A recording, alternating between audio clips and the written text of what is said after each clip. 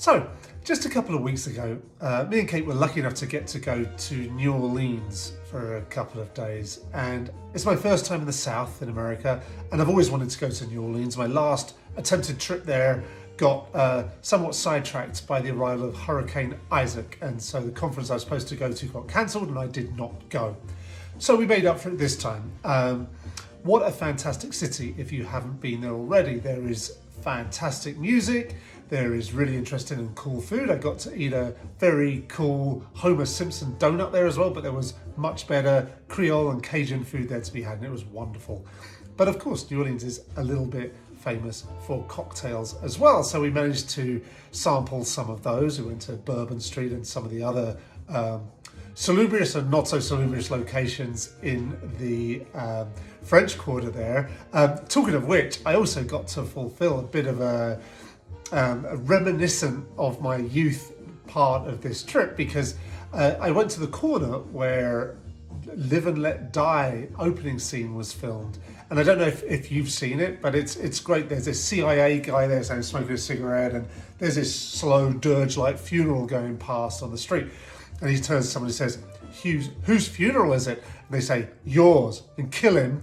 And he rolls into the street, or he's pushed there, and then the coffin is put on top of him, and there must be a trapdoor or something. They lift him up and they go off and they start playing really cool New Orleans jazzy music as he's carted off into the underworld, I suppose. Anyway, that was fantastic. We also got to see Mardi Gras. In fact, from the start of it, the 12th night of King's Day, I think it's called, right there from that same corner, which I thought was kind of cool. But I also got to try some absinthe, and I'm going to change. I usually say absinthe, more of the French sound. People say absinthe. I think absinthe is a good kind of compromise word. So we went to the old absinthe house on Bourbon Street, and we tried some bourbons. I was going to say, because I just said Bourbon Street. Some absinthe, and they had this very cool setup in the back of the bar, and they've got the big containers to hold cold water to slowly drip ice over a sugar cube into your absinthe with water. It's very cool. It sort of dissolves the sugar and mix up, goes this gorgeous colour. It's the luge is the way to create that sort of effect. But we wound up trying this stuff, and it's a locally produced absinthe by these people, it turns out, which is they are called Atelier V. And I went to the distillery and I met Jed, who is the distiller. We had a nice conversation. I tried a lot of his stuff, and I bought some of his absinthe. Not this one. This one I got in a supermarket in New Orleans. There's a red one, and this is Toulouse Green. That's called Toulouse Red. And I also tried some of his rum, which was very cool as well. And it was quite enjoyable having a chat to him as well. Anyway, I thought I'd better make myself a typical New Orleans cocktail, and I've already made a Sazerac before, and that's a pretty famous one. There's the Ramos Gin Fizz. Oh, it turns out I've made that as well. There's a Vieux Carré. Oh no, I've done that as well. But I discovered a cocktail which really should be up there with some of the classics, and I'm surprised it's not. It's got all the right ingredients, and it's an old cocktail from New Orleans, and I'm going to make it now. And we tried a version of this in a bar called 21st Amendment, and they had this really fun jazz band playing there at the time, and it was really enjoyable. And I tried this cocktail that was top of their list, and it was called La Louisiane, and in French, from Louisiana, or the Louisiane, I suppose. And there's many different names of it. I'm going with La Louisiane, but there is also à la Louisiane and de la Louisiane, which they all mean the same thing, from Louisiana, I suppose. And it's a terrific drink, so I'm going to go right ahead and make it now.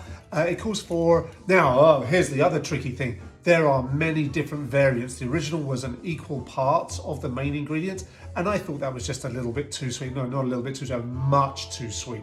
So there are a lot of variants of this, and I'm going for one that seems pretty good to me. But like many of these cocktails, if you like it tasting slightly different, there is nothing to stop you changing the ratios. Consider this a sort of starting point, or a finishing point if you like. It doesn't really matter, but I'm going for it. The ingredients are the same. So it starts with rye whiskey, and most of the recipes I saw called for 100 proof. So I'm using my Old Forester 100 proof rye whiskey, which I quite like. We're going to have 2 ounces of that. Next ingredient will be some sweet vermouth. I'm using Cinzano Rosso. I think that's a really good one. We need 3/4 of an ounce of that. Like so.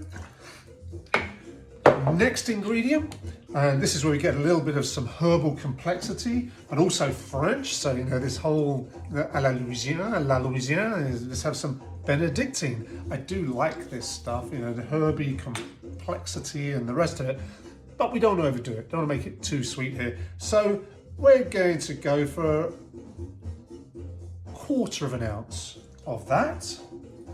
And of course, we've got to have our absinthe. The absinthe vert, vert. My French is terrible. You know, I offer no excuses except I didn't do very well in French at school. And again, varying amounts of this. I've seen 3 dashes, I've seen 5 milliliters, I've seen all kinds of things. I am going to go for a bar spoon of this. And I went a tad heavy on there, but I think that'll be okay. You don't want to overdo it. The absinthe can be super overpowering. And of course, this is from New Orleans. We need some Creole bitters here, Peychaud, which is 2 dashes of that. This is from Louisiane, from New Orleans. And we just need to stir this up. And I read something somewhere, they said, give it a really good stir, make it nice and cold. And I don't disagree with that with almost any cocktail. You know, it's very hard to make something too cold, especially if this is a straight up drink, which this one is. There we go.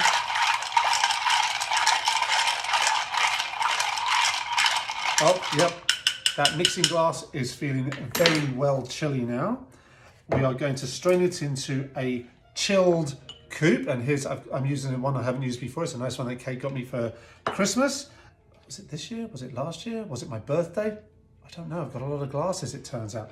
But here we go, we'll strain that into our chilled cocktail glass. Oh, that looks very pretty. It looks like a lot of other cocktails I like, kind of dark brown, reddish brown and boozy. But that's very tasty. And then I did see that people like to put not just 1, and I'll see if this spears it, but maybe 2 or 3 cocktail cherries on there. And I've got my Luxardo cocktail cherries there.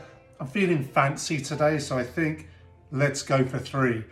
We put that in there like so, and let's see what we've got.